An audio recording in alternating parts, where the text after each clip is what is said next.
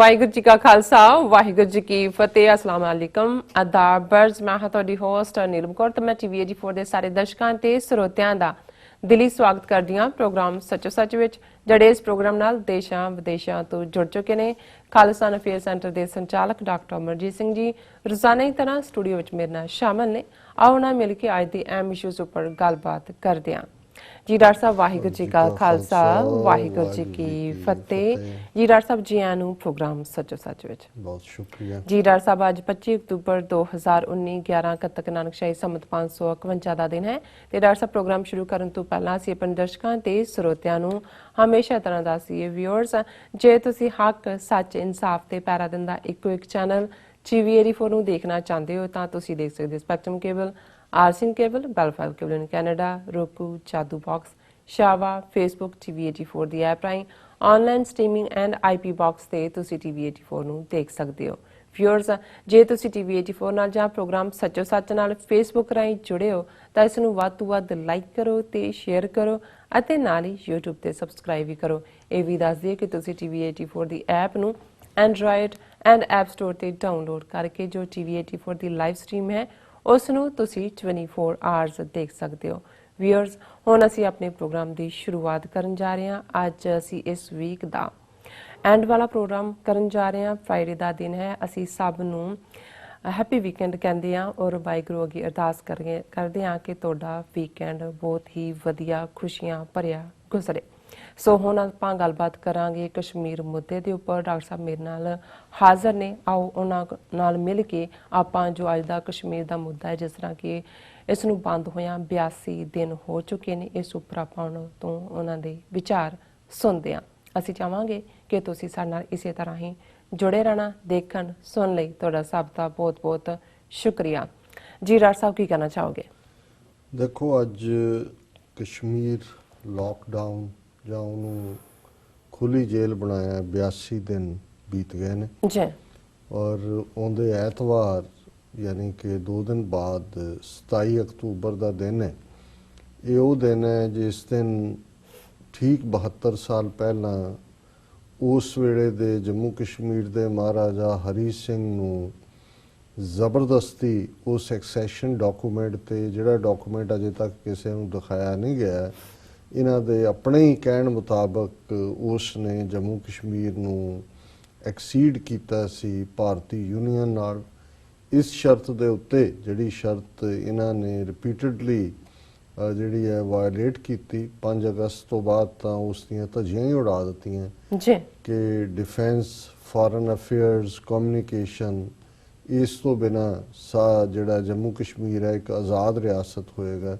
ਸੋ ਇੱਕ ਇਹ kind of ਜਿਹੜਾ ਐਕਸੈਸ਼ਨ ਡਾਕੂਮੈਂਟ ਵੀ ਜਿਹਨੂੰ ਕਹਿੰਦੇ ਨੇ, ਪਰ ਕਸ਼ਮੀਰੀਆਂ ਨੇ ਪਹਿਲੇ ਦਿਨ ਤੋਂ ਹੀ ਇਸ ਦਿਨ ਨੂੰ ਬਲੈਕ ਡੇ ਵਜੋਂ ਐਲਾਨਿਆ ਜੀ। ਔਰ ਉਹਦੇ ਐਤਵਾਰ ਨੂੰ ਵੀ ਇਸ ਦਿਨ ਦੇ ਮੌਕੇ ਯੂਨਾਈਟਿਡ ਨੇਸ਼ਨਸ ਦੇ ਬਾਹਰ ਕਸ਼ਮੀਰੀਆਂ ਵੱਲੋਂ ਇੱਕ ਜ਼ੋਰਦਾਰ ਪ੍ਰੋਟੈਸਟ ਰੱਖਿਆ ਗਿਆ ਜੀ।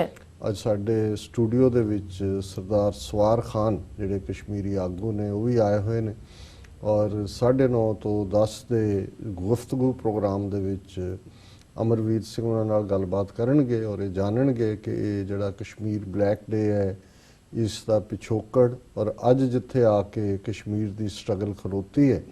ਜਿਵੇਂ ਦੁਨੀਆ ਭਰ ਦੇ ਵਿੱਚ ਡਾਇਸਪੋਰਾ ਇਕੱਲੇ ਕਸ਼ਮੀਰੀ ਪਾਕਿਸਤਾਨੀ ਨਹੀਂ, ਸਿੱਖ ਕੌਮ ਵੀ ਨਾਲ ਖਲੋਤੀ ਹੈ ਔਰ ਆਜ਼ਾਦੀ ਪਸੰਦ ਲੋਕ ਜਿਨ੍ਹਾਂ ਨੇ ਫੁੱਲ ਸਪੋਰਟ ਥਰੋ ਕੀਤੀ ਹੈ। ਜਿਵੇਂ ਕੈਨੇਡਾ ਦੇ ਵਿੱਚ ਤੀਸਰੀ ਵੱਡੀ ਪਾਰਟੀ NDP ਦੇ ਆਗੂ ਜਗਮੀਤ ਸਿੰਘ, ਉਹਨਾਂ ਨੇ ਧੜੱਲੇ ਨਾਲ ਕਸ਼ਮੀਰੀਆਂ ਦੇ ਹੱਕ 'ਚ ਆਵਾਜ਼ ਉਠਾਈ ਹੈ, ਹਿਊਮਨ ਰਾਈਟਸ ਵਾਇਓਲੇਸ਼ਨਸ ਦੀ ਗੱਲ ਕੀਤੀ ਔਰ ਉਹਨਾਂ ਨੇ ਕਿਹਾ ਵੀ ਅਸੀਂ NDP, ਅਸੀਂ ਕਸ਼ਮੀਰੀਆਂ ਦੇ ਨਾਲ ਖਲੋਤੇ ਹਾਂ। ਸੋ 9:30 ਤੋਂ 10 ਵਜੇ ਤੱਕ ਸਰਦਾਰ ਸਵਾਰ ਖਾਨ ਹੋਰਾਂ ਦੇ ਨਾਲ ਇਸ ਮੁੱਦੇ ਦੇ ਉੱਤੇ ਗੁਫ਼ਤਗੂ ਹੋਏਗੀ।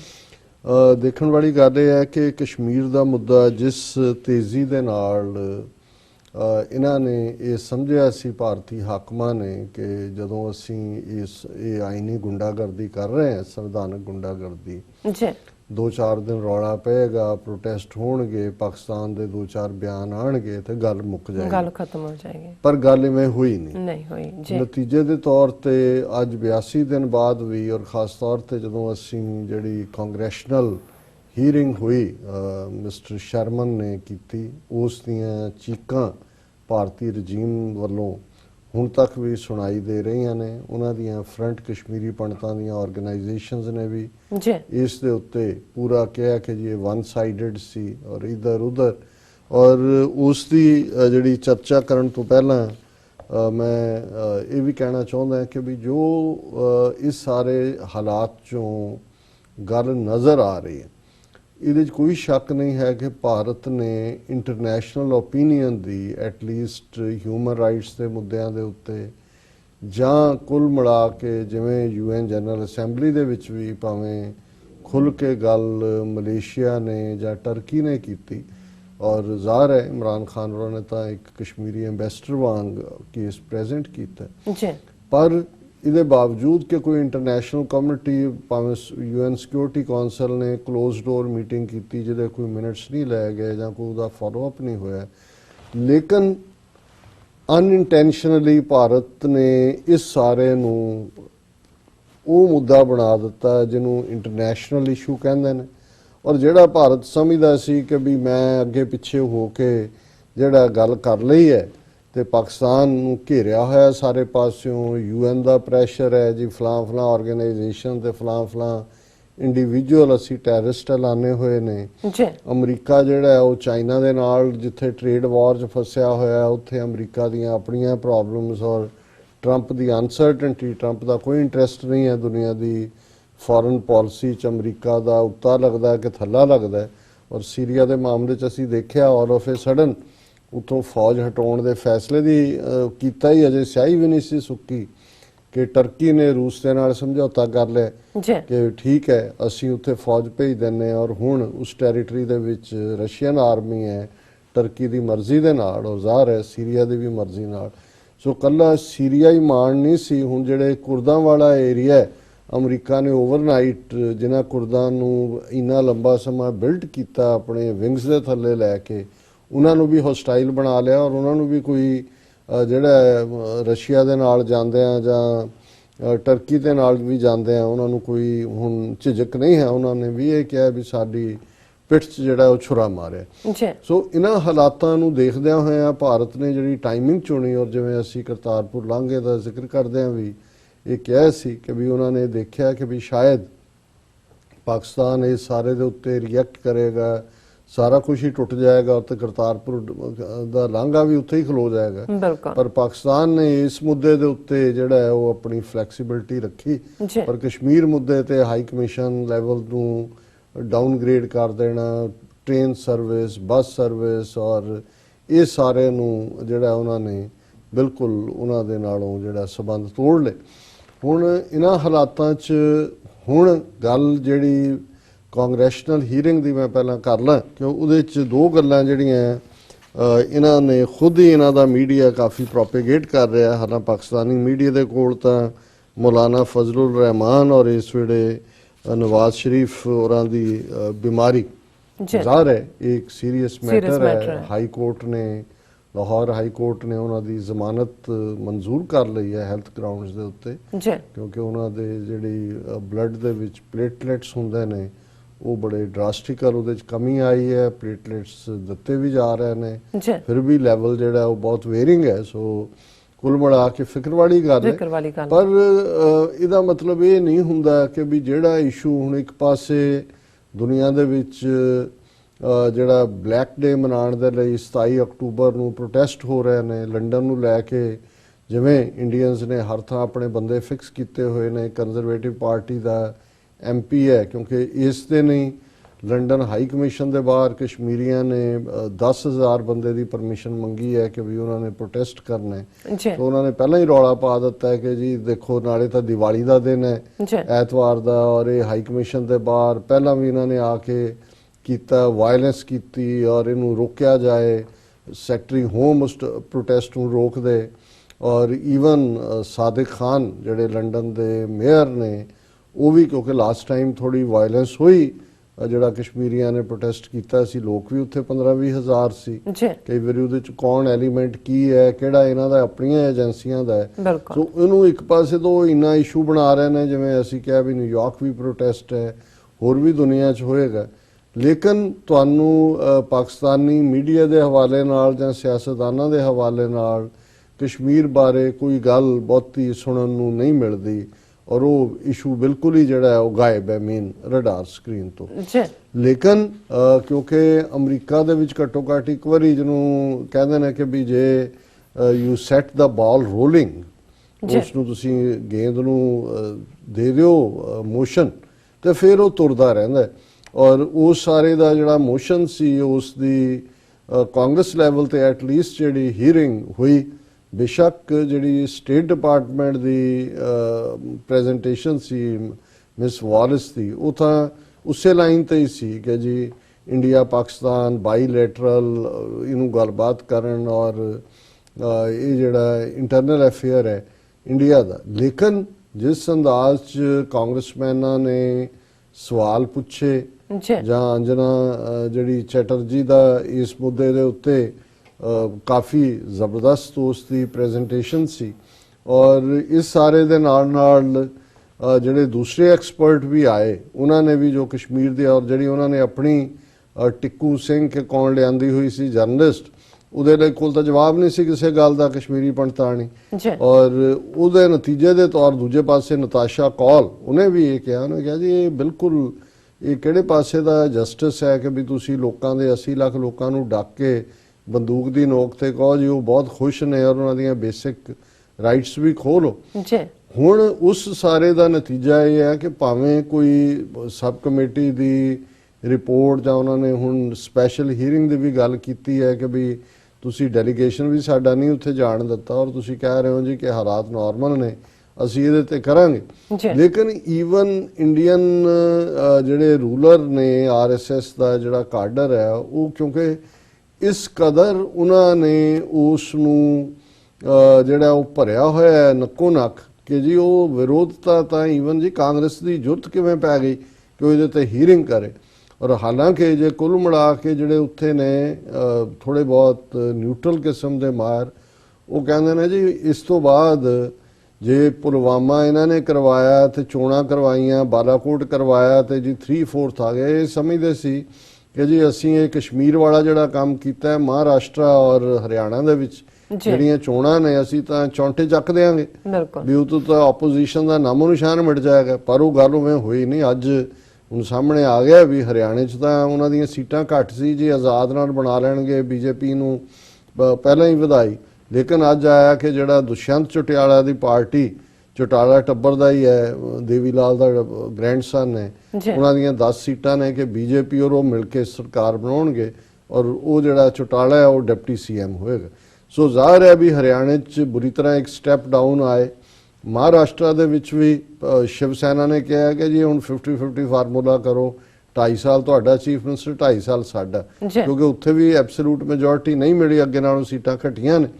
ਸੋ ਕੁੱਲ ਮਿਲਾ ਕੇ ਇਹ ਗੱਲ ਦੇਖਣ ਵਾਲੀ ਹੈ ਕਿ ਇਹਨੂੰ ਇੱਕ ਦੋ ਉਹਨਾਂ ਦੇ ਪੱਤਰਕਾਰਾਂ ਨੂੰ ਛੱਡ ਕੇ ਕਿ ਈਵਨ ਆਰਟੀਕਲ ਜੇ ਪੁਲਵਾਮਾ ਤੇ ਬਾਲਾਕੋਟ ਦੇ ਥੱਲੇ 2/3 ਮੈਜੋਰਿਟੀ ਤੱਕ ਪਹੁੰਚ ਸਕਦੇ ਨੇ ਤੇ ਇਹ ਤਾਂ ਇਹ ਕਰਦੇ ਸੀ ਜੀ ਕਿ ਆਰਟੀਕਲ 370 ਦੇ ਥੱਲੇ ਅਸੀਂ ਇੰਨਾ ਪ੍ਰਚਾਰ ਕੀਤਾ ਹੈ ਕਿ ਜੀ ਸਬਕ ਸਿਖਾਤਾ ਅਸੀਂ ਮੁਸਲਮਾਨਾਂ ਨੂੰ ਕਸ਼ਮੀਰੀਆਂ ਨੂੰ ਅਸੀਂ ਤਾਂ 3/4 ਸੀਟਾਂ ਲਿਜਾਵਾਂਗੇ ਹਰਿਆਣੇ ਦੇ ਵਿੱਚ ਔਰ ਮਹਾਰਾਸ਼ਟਰ ਜੇ ਤਾਂ ਆਪਣੀਆਂ ਸਰਕਾਰਾਂ ਬਚਾਉਣ ਦੇ ਚੱਕਰ 'ਚ ਪੈ ਗਏ।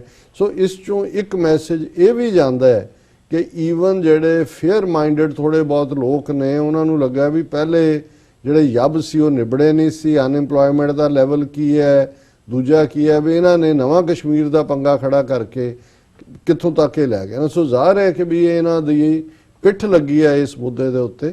ਔਰ ਅੱਜ ਚੌਥੀ ਇਨਸੀਡੈਂਟ ਕਸ਼ਮੀਰ 'ਚ ਹੋਈ ਹੈ ਜਿਹਦੇ 'ਚ ਕਿ ਐਪਲ ਟ੍ਰੇਡਰ ਜਿਹੜੇ ਬਾਹਰੋਂ ਲਿਜਾ ਕੇ ਸਮਝਦੇ ਸੀ ਜੀ ਕਸ਼ਮੀਰੀਆਂ ਨੂੰ ਅਸੀਂ ਹੁਣ ਦਰਕਿਨਾਰ ਕਰ ਦਿੱਤਾ ਹੈ ਮਰਜ਼ੀ ਨਾਲ ਲਦਾ ਲਓ ਤੁਸੀਂ ਟਰੱਕ ਮਰਜ਼ੀ ਨਾਲ ਉਹਨਾਂ ਨੂੰ ਭਾ ਦਿਓ ਵਿੱਚੋਂ ਕਮਿਸ਼ਨ ਏਜੰਟ ਕੱਢ ਕੇ ਆਪਣਾ ਖਾਣ ਦਾ ਅੱਜ ਉਹਨਾਂ ਨੇ ਚੌਥਾ ਜਿਹੜਾ ਟਰੱਕ ਡਰਾਈਵਰ ਔਰ ਉਹਦਾ ਹੈਲਪਰ ਸੀ ਉਹਨੂੰ ਸ਼ੂਟ ਡਾਊਨ ਕੀਤਾ। ਔਰ ਇਸ ਦਾ ਮਤਲਬ ਇਹ ਹੈ ਕਿ ਉਹਨਾਂ ਨੇ ਕਸ਼ਮੀਰੀਆਂ ਨੇ ਵੀ ਇਹ ਫੈਸਲਾ ਕਰ ਲਿਆ ਕਿ ਜੇ ਤੁਸੀਂ ਕਹਿੰਦੇ ਹੋ ਕਿ ਅਸੀਂ ਤੁਹਾਡੇ ਨਹੀਂ ਹੈ ਤੁਸੀਂ ਸਾਡੇ ਤੇ ਬੰਦੂਕ ਦੀ ਨੋਕ ਤੇ ਰੂਲ ਕਰਨਾ ਚਾਹੁੰਦੇ ਹੋ ਤੇ ਅਸੀਂ ਵੀ ਤੁਹਾਨੂੰ ਜਿਹੜਾ ਹੁਣ ਇੱਥੇ ਵੜਨ ਨਹੀਂ ਦੇਵਾਂਗੇ ਔਰ ਅਸੀਂ ਜਿਹੜਾ ਤੁਹਾਡੇ ਨਾਲ ਕੋਈ ਰਾਬਤਾ ਨਹੀਂ ਰੱਖਾਂਗੇ। ਔਰ ਈਵਨ ਇਹਨਾਂ ਦਾ ਮੀਡੀਆ ਵੀ ਉਸ ਹੁਣ ਕਾਂਗਰੈਸ਼ਨਲ ਹੀਅਰਿੰਗ ਤੋਂ ਬਾਅਦ ਇਹ ਕਹਿ ਰਿਹਾ ਹੈ US seeks roadmap to political and economic normalcy in Kashmir। ਇਹ ਇਹਨਾਂ ਦੀ ਹੈਡਲਾਈਨ ਹੈ ਔਰ ਉਹਨਾਂ ਨੇ ਉਸੇ ਹੀ ਹੀਰਿੰਗ ਨੂੰ ਆਧਾਰ ਬਣਾਇਆ ਕਿ United States on Thursday sought from India a roadmap to political and economic normalcy in Kashmir and immediate release of all political detainees, as it asked Pakistan to take sustained and irreversible steps against militants and terrorists in its territory।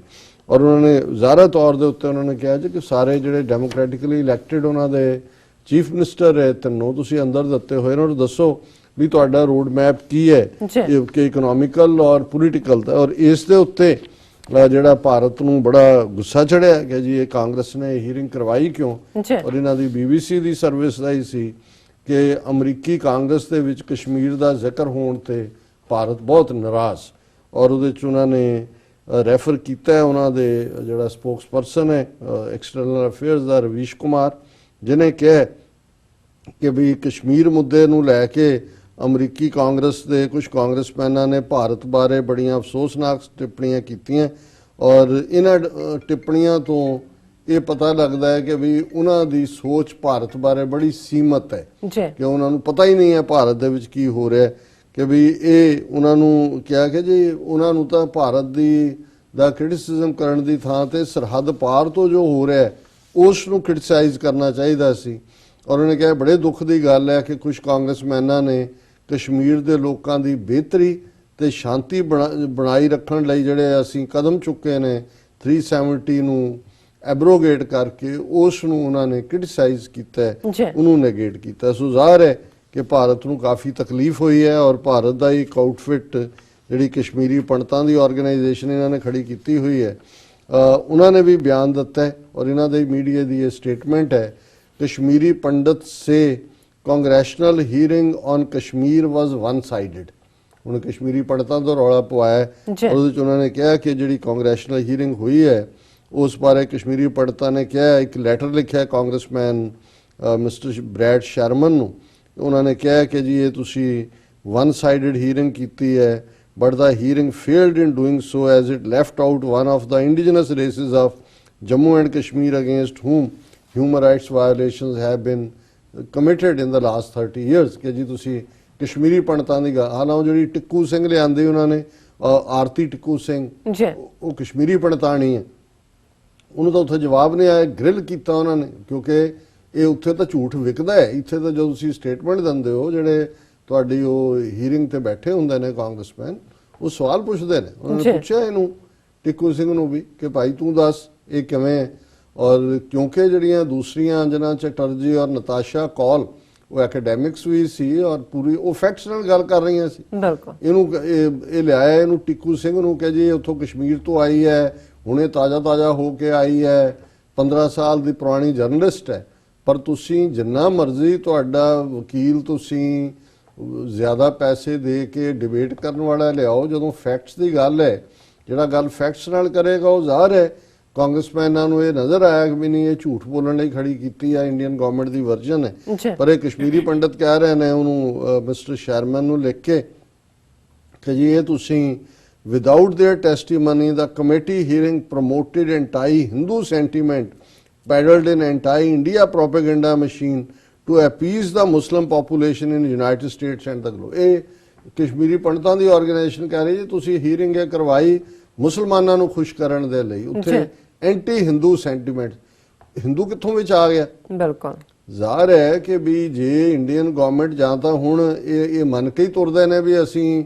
ਜਿਹੜੀ government ਦਾ criticism ਵੀ ਆ ਉਹ ਵੀ ਹਿੰਦੂਆਂ ਦਾ criticism ਹੈ। ਜੇ ਤਾਂ ਹਿੰਦੂ ਧਰਮ ਔਰ Hindu state ਇਹਨਾਂ ਨੇ ਇੱਕ ਪੇਜ ਤੇ ਲੈ ਆਂਦੇ ਹੈ ਤੇ ਇੰਡੀਅਨ ਸਟੇਟ ਦਾ ਕ੍ਰਿਟਿਸਿਜ਼ਮ ਹੁੰਦਾ ਫਿਰ ਤਾਂ ਇਹੀ ਜ਼ਿੰਮੇਵਾਰ ਨੇ ਇਸ ਗੱਲ ਦੇ ਲਈ।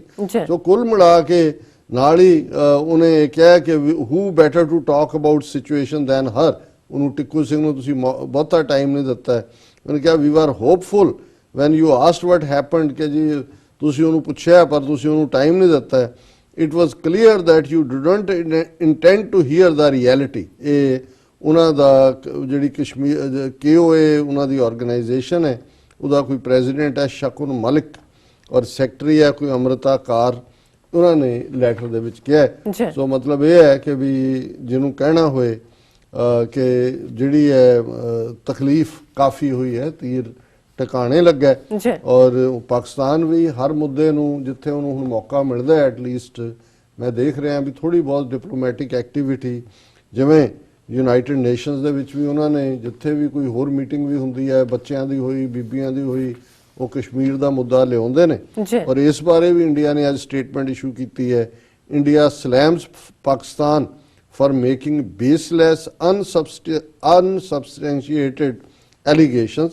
और ये यूनाइटेड नेशंस तो ये स्टेटमेंट उन्होंने आई है कि India has slammed Pakistan for making baseless and unsubstantiated allegations against it at the United Nations and said Islamabad continues to waste the time of the world body and its organs by raising the Kashmir issue।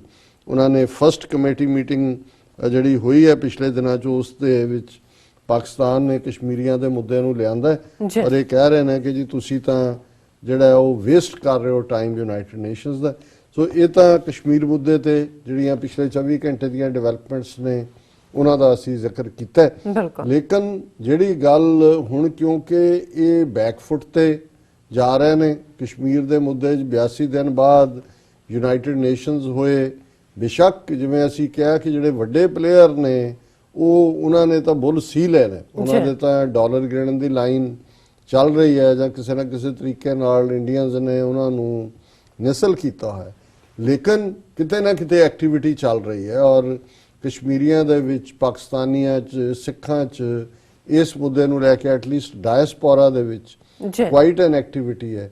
सो मैनू ये लगता है कि भी ये जिहड़ी दिलवदी हुंदी है और उन्होंने जिस अंदाज दे विच हुण महाराष्ट्र और हरियाणा च भी बजाए कि टायरेंट मोदी रजीम जिहड़ा है वो इहदे चों पॉजिटिव सबक लैंदा है कि जी ये लोगों ने भी इस गल नूं पसंद नहीं कीता कि भी ये ਜਿਹੜੇ ਨੇ ਪੁਰਾਣੇ ਤਾਂ ਜੋ ਜ਼ਖਮ ਰਿਸਦੇ ਹੀ ਨੇ ਉੱਥੇ ਜਾਂ ਜੋ ਚੱਲ ਹੀ ਰਿਹਾ ਲੋਕਾਂ ਦੀਆਂ ਤਕਲੀਫਾਂ ਵੀ ਇਹ ਤਾਂ ਇਹਨਾਂ ਨੇ ਨਵਾਂ ਪੰਗਾ ਸਹੇੜ ਲਿਆ ਤੇ ਇਉਂ ਲੱਗਦਾ ਹੈ ਕਿ ਵੀ ਇਹ ਜਿਹੜਾ ਅੱਜ ਕੱਲ ਜਿਹੜੀ ਚਰਚਾ ਕਰ ਰਹੇ ਨੇ ਰਿਪੀਟਡਲੀ ਮੋਦੀ, ਪਹਿਲਾਂ ਰਾਜਨਾਥ ਸਿੰਘ, ਅਮਿਤ ਸ਼ਾਹ ਨੇ ਵੀ ਕੀਤੀ ਔਰ ਇਹ ਜਿਹੜਾ ਲੂਜ਼ ਫੌਜੀ ਜਰਨੈਲ, ਹੁਣ ਫੌਜੀ ਜਰਨੈਲ ਕਦੇ ਵੀ ਜਿਹੜੇ ਨੇ ਉਹ ਪਾਲਿਸੀ ਸਟੇਟਮੈਂਟ ਨਹੀਂ ਦਿੰਦੇ ਜੀ, ਉਹਨਾਂ ਦੇ ਲਈ ਫੌਜ ਦਾ ਜਾਂ ਆਪਣਾ ਹਾਂ ਕਿਤੇ ਕੋਈ ਵਾਕਿਆ ਹੋਇਆ ਉਹਦੇ ਬਾਰੇ ਕੋਈ ਪ੍ਰੈਸ ਕਾਨਫਰੰਸ ਕਰੇ ਉਹ ਕਰਦੇ ਨੇ। ਖਾਸ ਤੌਰ ਤੇ ਭਾਰਤ ਦੇ ਵਿੱਚ ਇਹ ਕਦੇ ਵੀ, ਪਾਕਿਸਤਾਨ 'ਚ ਵੀ ਤੁਸੀਂ ਜਨਰਲ ਬਾਜਵਾ ਨੂੰ ਬਹੁਤ ਘੱਟ ਦੇਖੋਗੇ ਕਿ ਜੀ ਉਹਨਾਂ ਨੇ ਡਾਇਰੈਕਟਲੀ ਕੋਈ ਕਿਹਾ, ਉਹ ਸਿਰਫ ਵਾਰ ਲਾਈਕ ਸਿਚੁਏਸ਼ਨ 'ਚ ਹੁੰਦਾ ਹੈ ਕਿ ਜਨਰਲ ਬਰੀਫ ਕਰਦਾ। ਉਹਨਾਂ ਦੀ ਵੀ ਜਿਹੜੀ ਹੈ ਉਹਨਾਂ ਨੇ ਜਿਹੜੀ ਪਬਲਿਕ ਰਿਲੇਸ਼ਨ ਆਪਣੀ ਹੈ ਜਿਸ ਦਾ ਭਾਵੇਂ ਉਹਦੇ ਇੰਚਾਰਜ ਜਿਹੜੇ ਨੇ ਉਹ ਬ੍ਰਿਗੇਡੀਅਰ ਲੈਵਲ ਜਾਂ ਮੇਜਰ ਜਨਰਲ ਲੈਵਲ ਦੇ ਹੁੰਦੇ ਨੇ, ਉਹਨਾਂ ਨੂੰ ਪ੍ਰੈਸ ਨੂੰ ਉਹੀ ਬਰੀਫ ਕਰਦੇ ਨੇ।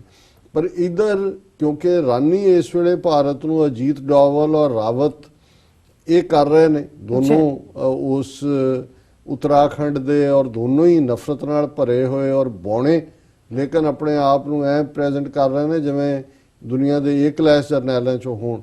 ਲੇਕਿਨ ਜਦੋਂ ਤੁਸੀਂ ਪੋਲੀਟੀਕਲ ਲੀਡਰਸ਼ਿਪ ਦਾ ਖਲੂ ਦੇਖਦੇ ਹੋ, ਥਰੜਿਆਂ ਦਾ ਦੇਖਦੇ ਹੋ ਤਾਂ ਗੱਲ ਕਿੱਧਰ ਨੂੰ ਜਾ ਰਹੀ ਹੈ। ਫਿਰ ਇਹ ਗੱਲ ਜ਼ਰੂਰ ਫਿਕਰ ਵਾਲੀ ਹੈ ਕਿਉਂਕਿ ਰਿਪੀਟਡਲੀ ਇਹ ਆਜ਼ਾਦ ਕਸ਼ਮੀਰ ਨੂੰ ਪਾਕਿਸਤਾਨ ਆਕੂਪਾਈਡ ਕਸ਼ਮੀਰ ਕਹਿ ਕੇ ਇਹ ਕਹਿ ਰਹੇ ਨੇ ਕਿ ਜੀ ਇਹ ਭਾਰਤ ਦਾ ਹਿੱਸਾ ਔਰ ਇਹਨੂੰ ਲਵਾਂਗੇ। ਔਰ ਅੱਜ ਜਦੋਂ ਕਿ ਮੇਨ ਇੱਕ ਖਬਰ ਇਹਨਾਂ ਦੇ ਮੀਡੀਆ ਚੀਫ ਭਾਰਤ ਦਾ ਫੌਜੀ ਜਰਨੈਲ ਬਿਪਨ ਰਾਵਤ ਜਿਹੜਾ ਕਿ ਐਡਰੈਸ ਕਰ ਰਿਹਾ ਸੀ ਭਾਰਤੀ ਫੌਜ ਦਾ ਜਨਰਲ ਹੋਇਆ ਕਰਿਆਪਾ ਨੂੰ ਫੀਲਡ ਮਾਰਸ਼ਲ ਬਣਾਇਆ ਸੀ ਉਹਨਾਂ ਨੇ, ਉਹ ਮੈਮੋਰੀਅਲ ਲੈਕਚਰਸ ਸੀਰੀਜ਼ ਹੈ ਉਹਦੇ ਨਾਂ ਤੇ।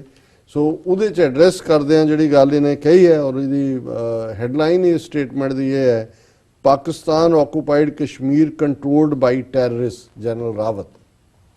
ਕਿ ਜਿਹੜਾ ਪਾਕਿਸਤਾਨ ਦੇ ਕਬਜ਼ੇ ਵਾਲਾ ਕਸ਼ਮੀਰ ਹੈ ਉੱਥੇ ਪਾਕਿਸਤਾਨ ਸਰਕਾਰ ਦੀ ਰਿਟ ਨਹੀਂ ਹੈ ਜਾਂ ਉਹ ਪਾਕਿਸਤਾਨ ਦਾ ਹਿੱਸਾ ਨਹੀਂ ਹੈ, ਉਹ ਤਾਂ ਜਿਹੜੇ ਦਹਿਸ਼ਤਗਰਦ ਨੇ ਉਹਨਾਂ ਦੇ ਹਵਾਲੇ ਕੀਤਾ ਹੋਇਆ। ਔਰ ਫਿਰ ਉਸਨੇ ਇਸ ਸਾਰੇ ਨੂੰ ਐਲੈਬੋਰੇਟ ਕਰਦਿਆਂ ਕਿਹਾ ਕਿ the territory Pakistan occupied Kashmir occupied by Pakistan is not controlled by Pakistan establishment but it is controlled by terrorists. Pakistan occupied Kashmir is actually a terrorist controlled part of Pakistan.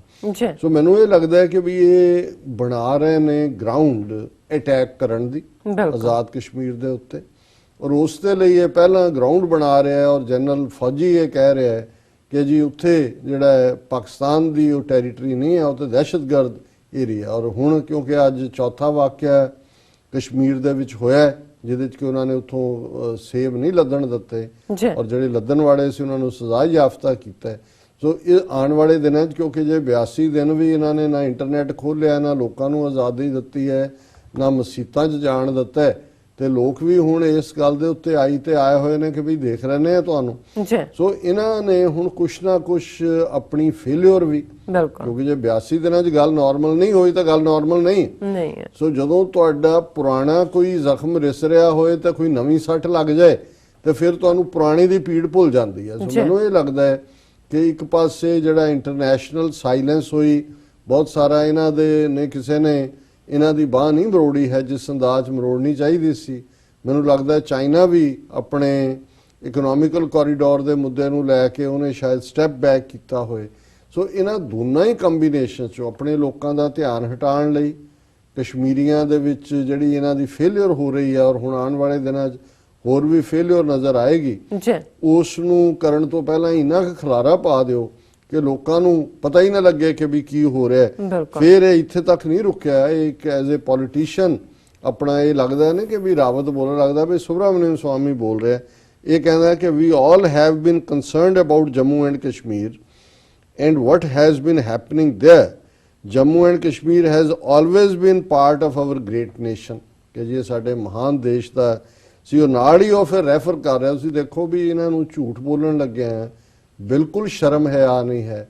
ਹੁਣ ਬਲਾਕ ਡਿਵੈਲਪਮੈਂਟ ਦੇ ਨਾਲ ਨਾ ਥੱਲੇ ਇਲੈਕਸ਼ਨਾਂ ਇਹਨਾਂ ਨੇ ਕਸ਼ਮੀਰ 'ਚ ਕਰਵਾਈਆਂ। ਸਾਰੀਆਂ ਮੇਜਰ ਪਾਰਟੀਆਂ ਕਾਂਗਰਸ, ਪੀਡੀਪੀ ਔਰ ਨੈਸ਼ਨਲ ਕਾਨਫਰੰਸ ਉਹਨਾਂ ਨੇ ਬਾਈਕਾਟ ਕੀਤਾ। ਬੀਜੇਪੀ ਦੇ ਵੀ ਜਿਹੜੇ ਬਹੁਤ ਸਾਰੇ ਕੈਂਡੀਡੇਟ ਸੀ ਉਹਨਾਂ ਨੇ ਕਿਹਾ ਜੀ ਅਸੀਂ ਆਜ਼ਾਦ ਆ ਜਾਂਦੇ, ਤੇ ਮੋਦੀ ਜਿਹੜਾ ਉਹ ਵਧਾਈ ਦੇ ਕੇ ਕਹਿ ਰਿਹਾ ਹੈ ਕਿ ਜੀ ਇਹ ਬਹੁਤ ਕਾਮਯਾਬ ਇਲੈਕਸ਼ਨ ਹੋਈ। ਮੈਂ ਸਾਰਿਆਂ ਨੂੰ ਤੁਹਾਨੂੰ ਪ੍ਰਾਊਡ ਹੋਣਾ ਚਾਹੀਦਾ ਹੈ ਕਿ ਤੁਸੀਂ ਐਜ਼ ਏ ਇੰਡੀਅਨ ਜਿਹੜਾ ਇਸ ਨੂੰ ਕੀਤਾ ਔਰ ਮੈਂ ਸਭ ਨੂੰ ਵਧਾਈ ਦਿੰਦਾ। ਇਸ ਦੇ ਉੱਤੇ ਉਹਦੀ ਸਟੇਟਮੈਂਟ ਹੈ। ਔਰ ਹਾਲਾਂ ਹੈਡਲਾਈਨ ਇਹ ਲੱਗੀ ਹੈ ਕਿ ਇੰਡੀਪੈਂਡੈਂਸ ਵਿਨ BDS। ਹਾਂ, ਇਹ ਮੋਦੀ ਦੀ ਸਟੇਟਮੈਂਟ ਹੈ। News that would make every Indian proud, PM Modi on local body polls in Jammu and Kashmir, ਜਿਹਦੇ ਸਾਰਿਆਂ ਦਾ ਬਾਈਕਾਟ ਹੈ ਪੋਲੀਟੀਕਲ ਪਾਰਟੀਆਂ ਦਾ। ਔਰ ਮੋਦੀ ਇਹ ਕਰ ਰਿਹਾ, ਉਹਨੇ ਕਿਹਾ the news about first ever block development council elections held in Jammu and Kashmir will make every Indian proud. ਔਰ ਮੋਦੀ ਅਮਿਤ ਸ਼ਾਹ ਦਾ ਹਾਲ ਇਹ ਹੈ ਵੀ ਹਰਿਆਣਾ ਔਰ ਮਹਾਰਾਸ਼ਟਰ 'ਚ ਲੂਜ਼ ਕੀਤਾ ਇਹਨਾਂ ਨੇ, ਮੈਜੋਰਿਟੀ ਵੀ ਨਹੀਂ ਮਿਲੀ ਹਰਿਆਣੇ 'ਚ, ਮਹਾਰਾਸ਼ਟਰ ਸੀਟਾਂ ਘਟੀਆਂ। ਤੇ ਦੋਨੋਂ ਕਹਿ ਰਹੇ ਨੇ, ਮੋਦੀ ਕਹਿ ਰਹੇ बधाई हो खट्टर को भी और फर्नांडिस को भी अभूतपूर्व सफलता के लिए, कि जी ਉਹ ਜਿੱਤ ਜਿਹਨੂੰ ਅਭੂਤਪੂਰਵ ਹੁੰਦਾ ਜਿਹੜੀ ਕਮੈਂਡੇਬਲ। ਹੁਣ ਜਿਹੜੀ ਗੱਲ ਲੋਕਾਂ ਨੂੰ ਨਜ਼ਰ ਆ ਰਿਹਾ ਹੈ ਕਿ ਸੀਟਾਂ ਗਈਆਂ, ਕਲੀਸ਼ਨ ਹੁਣ ਬਣਾਉਣ ਤੱਕ ਹਰਿਆਣੇ ਚਲੇ ਗਏ, ਮਹਾਰਾਸ਼ਟਰ ਸ਼ਿਵ ਸੈਨਾ ਕਹਿ ਰਿਹਾ ਵੀ 50-50 ਫਾਰਮੂਲੇ ਤੇ ਆਓ, ਤੇ ਉਹ ਸਾਹਮਣੇ ਤਾਂ ਚਿੱਟੇ ਨੂੰ ਕਾਲਾ ਕਹਿਣਾ ਤੁਹਾਨੂੰ ਨਜ਼ਰ ਆ ਰਿਹਾ ਹੈ। ਹੁਣ ਕਸ਼ਮੀਰ 'ਚ ਕਲੀਅਰ ਹੈ ਕਿ ਵੀ ਸਾਰੀਆਂ ਪਾਰਟੀਆਂ ਦਾ ਵਾਕਆਊਟ ਔਰ ਕੋਈ ਪਾਰਟਿਸਿਪੇਸ਼ਨ ਨਹੀਂ। ਕਿ ਮੋਦੀ ਇਹ ਕਹਿ ਰਿਹਾ ਹੈ ਕਿ ਜੀ ਮੈਂ ਵਧਾਈ ਦੇ congratulating all the candidates who emerged victorious in the elections. He said the polls witnessed a historical turnout of 98%, ਕਿ ਜੀ 98% ਲੋਕਾਂ ਨੇ ਵੋਟਾਂ ਪਾਈਆਂ। ਮੋਦੀ ਕਹਿ ਰਿਹਾ ਵਾਹ, ਪ੍ਰਾਊਡ ਟੂ ਬੀ ਇੰਡੀਅਨ। ਹੁਣ ਇਸ ਲੈਵਲ ਤੇ ਤਾਂ ਜਾ ਕੇ ਤੁਸੀਂ ਜਾਂ ਤਾਂ ਖਰਾਬ ਦਿਮਾਗ ਵਾਲਾ ਬੰਦਾ ਇਵੇਂ ਗੱਲ ਕਰ ਸਕਦਾ, ਤੇ ਜਾਂ ਝੂਠ ਦੀ ਦੇਵੀ ਵੀ ਆ ਮੱਥਾ ਟੇਕ ਕੇ ਕਹੇਗੀ ਕਿ ਮੈਂ ਆਪਣਾ ਤਾਜ ਤੈਨੂੰ ਦਿੰਨੀ ਆ ਭਾਈ, ਤੂੰ ਬਹਿ। ਇੱਥੋਂ ਤੱਕ ਤਾਂ ਮੈਂ ਵੀ ਨਹੀਂ ਸੀ ਜਾ ਸਕਦੀ।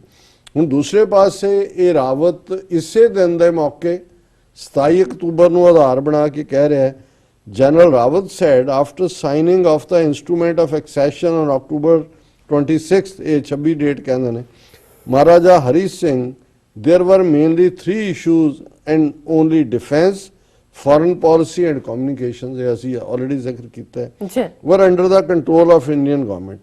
ਫਿਰ ਉਹਦੀ explanation ਦੇ ਰਿਹਾ ਹੈ, the article 1 of the constitution and within it there is a section that clearly mentions that Jammu and Kashmir is a part of India, and when we say Jammu and Kashmir, it is the complete state of Jammu and Kashmir which includes Pakistan occupied Kashmir, Gilgit and Baltistan। ਜੀ ਉਹ ਕਹਿੰਦਾ ਜੀ ਕਿਉਂਕਿ ਭਾਵੇਂ ਹੋਇਆ accession document, ਉਹਦੀਆਂ ਅਸੀਂ ਧੱਜੀਆਂ ਉਡਾਤੀਆਂ, ਕੋਈ ਨਹੀਂ ਹੈ, ਪਰ ਉਹਦੇ ਤਾਂ ਇਹੀ ਕਿਹਾ ਹੋਇਆ ਕਿ ਜੀ ਕੰਪਲੀਟ ਹੈ। ਜੀ ਜ਼ਰੂਰ ਲਓ ਤੁਸੀਂ, ਇਧਰ ਗਿਲਗਿਤ ਔਰ ਆਜ਼ਾਦ ਕਸ਼ਮੀਰ ਬਾਲਸਤਾਨ ਵੀ ਲਓ। ਤੇ ਵੈਸੇ ਇਹ ਤਾਂ ਜਿਹੜਾ ਐਕਸੈਸ਼ਨ ਡਾਕੂਮੈਂਟ ਤਾਂ 27 ਅਕਤੂਬਰ ਨੂੰ ਹੋਇਆ ਹੋਏਗਾ, ਉਹ ਵੀ ਲੈ ਲਓ, ਜਿਹੜੀ 5000 ਸਕੁਅਰ ਮਾਈਲ ਟੈਰੀਟਰੀ ਤੁਹਾਡੀ ਚੀਨ ਨੇ ਖੋਈ ਸੀ 62 ਚ, ਜੀ ਜਿਹਦੇ ਬਾਰੇ ਤੁਸੀਂ ਪਾਰਲੀਮੈਂਟ ਦੇ ਵਿੱਚ ਕਪਲ ਆਫ ਮਤੇ ਪਕਾਏ ਹੋਏ ਨੇ ਕਿ ਅਸੀਂ ਭਾਰਤ ਮਾਤਾ ਦੇ ਸਪੂਤ ਨਹੀਂ ਜੇ ਅਸੀਂ ਉਸ ਨੂੰ ਵਾਪਸ ਨਾ ਲਈਏ, ਉਹ ਵੀ ਕਸ਼ਮੀਰ ਦਾ ਹਿੱਸਾ ਹੈ। ਸੋ ਪਹਿਲਾਂ ਤੁਸੀਂ ਜ਼ਰਾ ਚੀਨ ਦੇ ਨਾਲ ਹਿਸਾਬ ਬਰਾਬਰ ਕਰ ਲਓ, ਫਿਰ ਤੁਸੀਂ ਇੱਧਰ ਵੀ ਦੇਖ ਲੈਣਾ। ਪਰ ਇਹ ਇਹਨਾਂ ਦੀ ਨੀਅਤ ਨੂੰ ਦਰਸਾਉਂਦਾ ਹੈ। ਹਾਲਾਂ ਪਾਕਿਸਤਾਨ ਇਸ ਨੂੰ ਲੈ ਕੇ ਕਿੰਨਾ ਸੀਰੀਅਸ ਹੈ। ਇੱਕ ਖਬਰ ਮੈਂ ਜ਼ਰੂਰ ਦੇਖੀ ਹੈ ਕਿ prime minister Imran Khan gives clear orders to army chief general Qamar Javed Bajwa, ਔਰ ਉਹਦੇ ਚ ਉਹਨਾਂ ਨੇ ਜਿਹੜਾ ਇਸਲਾਮਾਬਾਦ ਚ ਇੰਟਰੈਕਸ਼ਨ ਕੀਤਾ ਮੀਡੀਆ ਨਾਲ, ਖਾਨ ਸਾਹਿਬ ਨੇ ਕਿਹਾ ਕਿ I have asked army chief general Bajwa to keep his troops fully prepared for a befitting response to any such misadventure along the line of control। ਔਰ ਹੁਣ ਇੰਨੀ ਸਟੇਟਮੈਂਟ ਹੈ। ਪਰ ਦੂਸਰੇ ਪਾਸੇ ਜਿਸ ਅੰਦਾਜ਼ ਦੇ ਵਿੱਚ ਉਹਨਾਂ ਦੀ ਪੋਲੀਟੀਕਲ ਲੀਡਰਸ਼ਿਪ ਤੋਂ ਲੈ ਕੇ ਉਹਨਾਂ ਦੇ ਫੌਜੀ ਚੀਫ ਤੱਕ ਸਾਰਿਆਂ ਨੇ ਕਾਮਰ ਵਾਲੀ ਪਾਈ ਹੋਈ ਹੈ, ਇਸ ਮੁੱਦੇ ਦੇ ਉੱਤੇ ਮੈਨੂੰ ਲੱਗਦਾ ਹੈ ਕਿ ਇਹ ਨਾ ਹੋਏ ਜਿਵੇਂ ਪਾਕਿਸਤਾਨ ਸੁੱਤਾ ਪਾਇਆ ਗਿਆ ਜਦੋਂ 5 ਅਗਸਤ ਨੂੰ ਐਬਰੋਗੇਟ ਕੀਤਾ, ਅਦਰਵਾਈਜ਼ ਕੋਈ ਤਿਆਰੀ ਕੀਤੀ ਹੁੰਦੀ। ਇਹ ਕਿਤੇ ਨਾ ਕਿਤੇ ਇਹ ਇੰਟੈਲੀਜੈਂਸ ਫੇਲਿਅਰ ਤਾਂ ਹੈ, ਬੇਸ਼ੱਕ ਠੀਕ ਹੈ ਵੀ ਉੱਥੇ ਵੀ ਕੋਈ ਮੀਡੀਆ 'ਚ ਚਰਚਾ ਨਹੀਂ ਸੀ ਔਰ ਅਮਿਤ ਸ਼ਾਹ ਨੇ ਕੀਤਾ, ਪਰ ਜਿਸ ਲੈਵਲ ਦੇ ਉੱਤੇ ਅਸੀਂ ਪਾਕਿਸਤਾਨ ਦੀ ਗੱਲ ਦੇਖਦੇ ਹਾਂ, BBC ਨੇ ਵੀ ਜੇ ਰੇਟ ਕੀਤੀਆਂ ਦੁਨੀਆ ਦੀਆਂ ਇੰਟੈਲੀਜੈਂਸ ਏਜੰਸੀਜ਼, ਤੇ ਫਿਰ ਮੋਸਾਦ ਤੋਂ ਬਾਅਦ ਪਾਕਿਸਤਾਨ ਦੀ ISI ਨੂੰ, ਉਹ ਬੜੀ state of the art intelligence agency ਹੈ, ਇਹਦੇ 'ਚ ਕੋਈ ਸ਼ੱਕ ਨਹੀਂ ਹੈ। ਔਰ ਇਹਦੇ 'ਚ ਵੀ ਕੋਈ ਸ਼ੱਕ ਨਹੀਂ ਹੈ ਕਿ ਪਾਕਿਸਤਾਨੀ ਫੌਜ ਔਰ ਇੰਟੈਲੀਜੈਂਸ ਏਜੰਸੀਆਂ ਨੇ ਭਾਰਤ ਨਾਲੋਂ 6ਵਾਂ ਹਿੱਸਾ ਹੈ, ਉਹਨਾਂ ਦੀ ਆਬਾਦੀ ਵੀ ਔਰ ਏਰੀਆ ਵੀ ਔਰ ਈਵਨ ਫੌਜ ਵੀ। ਭਾਰਤ ਕੋਲ 30 ਲੱਖ 35 ਲੱਖ ਫੌਜ ਹੈ, ਉਹਨਾਂ ਦੇ ਕੋਲ 6 ਲੱਖ 7 ਲੱਖ ਹੈ, ਪਰ ਉਹਨਾਂ ਨੇ ਹਮੇਸ਼ਾ, ਉਹ ਇੱਕ ਮੈਚ ਨੇ ਇੰਡੀਆ ਦਾ, ਉਹ ਭਾਵੇਂ 65 ਸੀ ਜਾਂ 71 ਚ, ਤਾਂ ਕਿਉਂਕਿ ਦੂਸਰੇ ਪਾਸੇ ਜਾ ਕੇ ਜੰਗ ਕਿੰਨੇ ਹਜ਼ਾਰ ਕਿਲੋਮੀਟਰ ਦਾ ਫਰਕ ਸੀ ਔਰ ਲੋਕਲ ਪੋਪੂਲੇਸ਼ਨ ਹਸਟਾਈਲ ਹੋ ਗਈ, ਉਹ ਤਾਂ ਡਿਫਰੈਂਟ ਸਰਕਮਸਟੈਂਸਸ ਨੇ। ਪਰ ਹੋਰ ਕਿਸੇ ਵੀ ਹਾਲਤ 'ਚ, ਲੇਟੈਸਟ ਕਾਰਗਿਲ ਦੇ ਵਿੱਚ ਵੀ ਅਸੀਂ ਦੇਖਿਆ, ਜਾਂ ਪੁਲਵਾਮਾ ਤੋਂ ਬਾਅਦ ਜਿਹੜਾ ਬਾਲਾਕੋਟ ਵਾਲੀ ਵੀ ਇਹਨਾਂ ਨੇ ਸ਼ਰਾਰਤ ਕਰਨੀ ਚਾਹੀ, ਇਹਨਾਂ ਦਾ ਜਹਾਜ਼ ਵੀ ਸੁੱਟਿਆ, ਪਾਇਲਟ ਵੀ ਫੜਿਆ। ਸੋ ਇਹਦੇ 'ਚ ਕੋਈ ਸ਼ੱਕ ਨਹੀਂ ਹੈ ਕਿ ਉਹ ਬਰਾਬਰ ਮੈਚ ਹੈ। ਪਰ ਇਹ ਜਿਹੜਾ ਪਾਰਟ ਸੀ ਕਿ ਵੀ ਇਹਨਾਂ ਦੀਆਂ ਇੰਟੈਲੀਜੈਂਸ ਦੀ ਜ਼ਰੂਰ ਕਿਤੇ ਨਾ ਕਿਤੇ ਫੇਲਿਅਰ ਹੈ, ਕਿ ਇਹਨਾਂ ਨੂੰ ਇਹ ਅੰਦਾਜ਼ਾ ਨਹੀਂ ਸੀ ਕਿ ਵੀ ਇਹ ਕੀ ਕਰਨ ਜਾ ਰਹੇ ਨੇ। ਔਰ ਹੁਣ ਵੀ ਜੇ ਇਹ ਚੰਗੀ ਗੱਲ ਹੈ ਕਿ ਵੀ ਉਹਨਾਂ ਨੇ ਕਿਹਾ ਵੀ ਜਨਰਲ ਬਾਜਵਾ ਨੂੰ ਅਸੀਂ, ਜਿਹੜਾ ਹੈਡਲਾਈਨ ਇਹ ਹੈ, PM Imran Khan gives clear orders to army chief general Qamar Javed Bajwa. ਪਰ ਮੈਨੂੰ ਇਹ ਲੱਗਦਾ ਹੈ ਵੀ ਉੱਥੇ ਬਜਾਏ ਕਿ ਦੂਸਰੀਆਂ ਗੱਲਾਂ 'ਚ ਉਲਝਣ ਦੇ, ਪਾਕਿਸਤਾਨ ਦੀ ਰੂਲਿੰਗ ਪਾਰਟੀ ਵੀ ਔਰ ਆਪੋਜੀਸ਼ਨ ਵੀ, ਉਹਨਾਂ ਨੂੰ ਭਾਰਤ ਬਾਰੇ ਸਖਤ ਲਾਈਨ ਲੈਣੀ ਚਾਹੀਦੀ ਹੈ। ਔਰ ਕਸ਼ਮੀਰ ਦੇ ਮੁੱਦੇ ਦੇ ਉੱਤੇ ਜਿਹੜਾ ਐਟਲੀਸਟ ਇਹ ਜਿਹੜਾ ਪੀਰੀਅਡ ਚੱਲ ਰਿਹਾ ਹੈ, ਘੱਟੋ ਘੱਟ ਫੋਕਸ ਕਸ਼ਮੀਰ ਤੋਂ ਪਾਸੇ ਨਹੀਂ ਜਾਣਾ ਚਾਹੀਦਾ। ਜੀ ਰਾਜ ਸਾਹਿਬ, ਬਿਲਕੁਲ ਇਸ ਸਭ ਦੀ ਜਾਣਕਾਰੀ ਦੇਣ ਲਈ ਤੁਹਾਡਾ ਬਹੁਤ-ਬਹੁਤ ਸ਼ੁਕਰੀਆ। ਇੱਥੇ ਲੈਣੇ ਬ੍ਰੇਕ ਤੋਂ ਪਹਿਲਾਂ ਅਸੀਂ ਆਪਣੇ ਦਰਸ਼ਕਾਂ ਤੇ ਸਰੋਤਿਆਂ ਨੂੰ ਹਮੇਸ਼ਾ ਇਸ ਤਰ੍ਹਾਂ ਦੱਸੀਏ ਵਿਊਅਰਸ, ਅਸੀਂ ਚਾਹਾਂਗੇ ਕਿ ਤੁਸੀਂ TV84 ਦੀ ਵੱਧ ਤੋਂ ਵੱਧ ਮਾਈਕ ਸਹਾਇਤਾ ਕਰੋ। ਤੁਸੀਂ ਆਪਣੀ ਮਾਈਕ ਸਹਾਇਤਾ ਸਾਡੀ ਵੈਬਸਾਈਟ TV84.tv ਤੇ ਜਾ ਕੇ ਪੇਪਲ ਦੀ ਵਰਤੋਂ ਕਰਕੇ ਵਨ ਟਾਈਮ ਡੋਨੇਟ ਕਰ ਸਕਦੇ ਹੋ, ਮੰਥਲੀ ਡੋਨੇਟ ਵੀ ਕਰ ਸਕਦੇ ਹੋ। ਤੁਸੀਂ TV84 ਦੇ ਨਾਮ ਤੇ ਚੈੱਕ ਬਣਾ ਕੇ ਸਾਨੂੰ ਮੇਲ ਵੀ ਕਰ ਸਕਦੇ ਹੋ ਸਾਡੇ ਇਸ ਪਤੇ ਤੇ 36-01 37th Avenue, Long Island City, New York 11101 USA, ਜਾਂ ਫਿਰ ਤੁਸੀਂ ਸਾਨੂੰ ਫੋਨ ਰਾਹੀਂ ਵੀ ਸੰਪਰਕ ਕਰ ਸਕਦੇ ਹੋ। ਸਾਡੇ ਫੋਨ ਨੰਬਰ ਤੇ 5164060694। Thank you so much viewers. ਵਿਚਾਰਾਂ ਦਾ ਸਿਲਸਿਲਾ ਇਸ ਤਰ੍ਹਾਂ ਚੱਲਦਾ ਰਹੇਗਾ। ਮਿਲਦੇ ਹਾਂ ਆਫਟਰ ਦਿਸ ਸ਼ਾਰਟ ਬ੍ਰੇਕ।